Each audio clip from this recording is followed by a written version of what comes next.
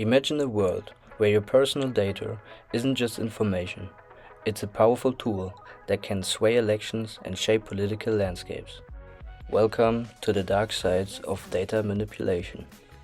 Today we uncover the story of Cambridge Analytica, a firm that transformed data into a weapon, challenging the very essence of democracy and data security.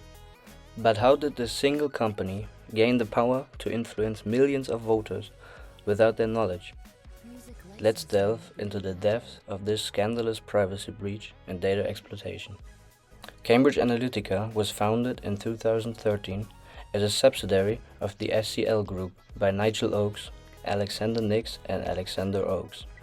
Headquartered in London, with offices in New York City and Washington, D.C., the firm specialized in data-driven political campaigns. Their mission was clear: to shift voter behavior through targeted communication and psychographic analysis. But what mechanisms enabled them to influence voters on such a massive scale? While primarily active in the United States and the United Kingdom, Cambridge Analytica was involved in over 200 elections worldwide, including countries like Australia, India, Kenya, and the Philippines. Consider the reach. The potential impact on global democracies was immense. Just how far can data-driven strategies penetrate political landscapes across different cultures and systems? One tool was central to their operations. The firm utilized the This Is Your Digital Life app for data collection. Developed by psychologist Alexandra Kogan, a researcher at the University of Cambridge, the app was disguised as a harmless personality test. It collected data from users and critically their friend networks through the Facebook Graph API. With approximately 270,000 total users, Cambridge Analytica amassed data on up to 87 million Facebook users without their explicit consent. How could such a simple app lead to such massive data breaches? Let's take a closer look at how Cambridge Analytica achieved this. The Facebook Graph API permitted third-party apps to access extensive user information, including friend lists and likes, beyond what was necessary for the app's functionality. Cambridge Analytica exploited this by requesting extended permissions, enabling the collection of vast amounts of personal data. Was this a loophole in Facebook's data protection, or a calculated strategy by Cambridge Analytica? One of their key strategies was data aggregation and analysis, combining Facebook data with other sources, such as voter registers, consumer behavior, and online activities. Cambridge Analytica created detailed psychographic profiles using the Big Five personality model. Each profile incorporated up to 5,000 data points per individual, enabling precise micro-targeting in political campaigns. But how effective can these profiles really be in predicting and influencing human behavior? The backbone of Cambridge Analytica's operations was a robust technical infrastructure.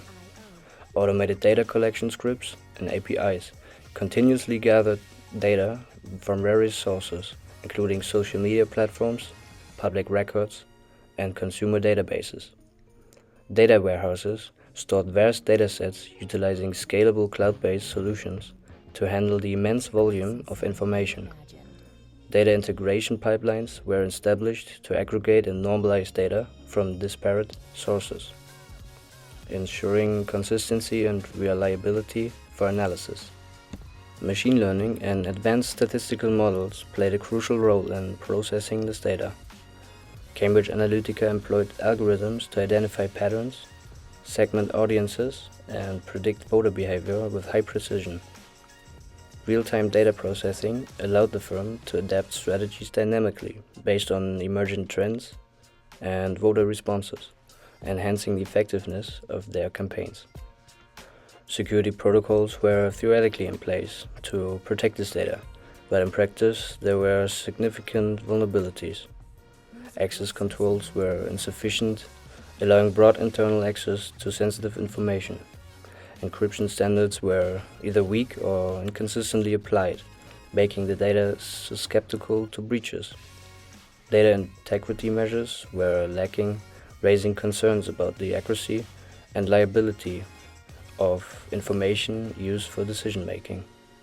This intricate infrastructure was essential to Cambridge Analytica's business model, enabling them to offer highly targeted and data-driven campaign services. But with such a complex system, could they maintain the necessary security and ethical standards to protect the data and the individuals it represented? From the perspective of the exploited user, it seemed that they just didn't care. In 2018, the scandal erupted when media reports exposed Cambridge Analytica's misuse of data. The This Is Your Life's app's data harvesting practices were revealed, and leading Facebook to ban Cambridge Analytica from advertising and initiate internal investigations. Regulatory bodies like the UK's Information Commissioner's Office issued search warrants for Cambridge Analytica's offices. How did this revelation shake the foundations of digital privacy? The fallout was swift and severe. Alexander Nix was suspended as CEO, replaced by Julian Wheatland.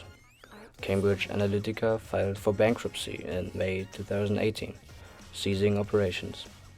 The Federal Trade Commission, the FTC, in the US filed complaints, and Facebook agreed to a $725 million settlement over data misuse allegations.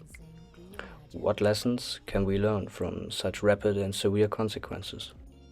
Cambridge Analytica played a pivotal role in the 2016 US presidential election for Donald Trump and the Brexit referendum in the UK. But how exactly did they influence these monumental political events? Firstly, data-driven micro-targeting. By leveraging the vast amounts of data they had collected, Cambridge Analytica was able to segment voters into highly specific groups based on their psychological profiles. They crafted personalized messages tailored to resonate with each group's unique fears, desires, and motivations.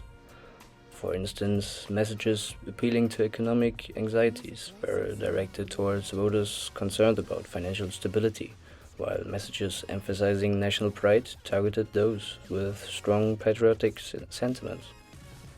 Secondly, behavioral interventions. Beyond simple messaging, CA employed techniques designed to subtly influence voter behavior.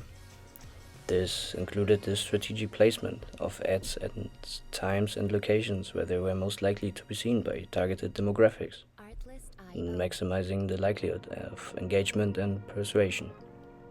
Thirdly, content manipulation and misinformation. They were involved in creating and disseminating content that could sway public opinion by highlighting certain issues while downplaying others. This selective information dissemination was aimed at shaping the narrative in a way that favored their clients' political objectives. Additionally, psychological operations. Techniques such as honey traps, where influencers or individuals engage with voters online to build trust before subtly guiding their opinions, and bribery to discredit political opponents were part of their controversial toolkit. These methods raise significant ethical concerns about the integrity and fairness of democratic processes. These strategies sparked a heated debate. Where should we draw the line between strategic campaigning and unethical manipulation? The use of personal data to such an extent challenges the very foundation of informed and fair elections.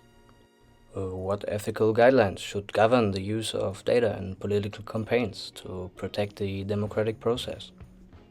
Despite their claims, political scientists questioned the effectiveness of CA's psychographic methods. They argued that voter preferences are dynamic and the sustainability of such influence was dubious. Studies indicated limited long-term impact on voter behavior.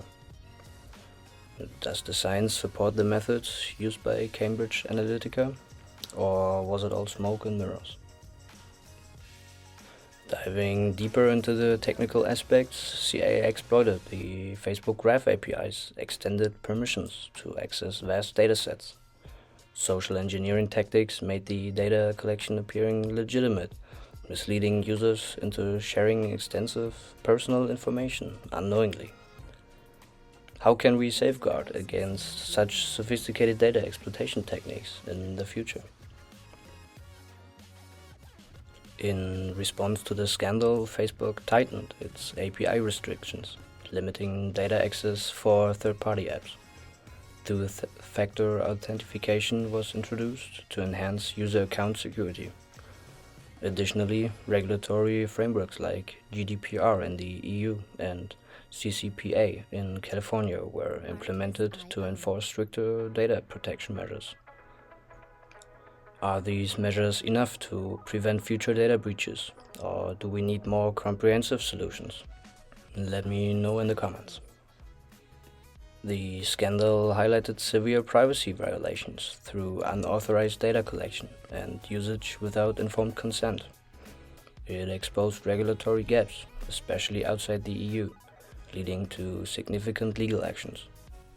Public trust in social media platforms plummeted and awareness around data privacy surged. CIA's dissolution paved the way for related firms like Data, which continued similar business models. Stricter global data protection laws were enacted, and ongoing debates emphasized the need for transparency and ethical guidelines in data usage with political campaigns. What does the future hold for data-driven political strategies?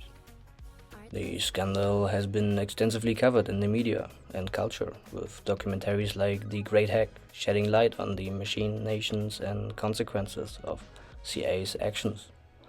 Whistleblowers like Christopher Wiley have become central figures in advocating against data misuse. How have these narratives shaped public perception and policy changes? Think about that for a moment.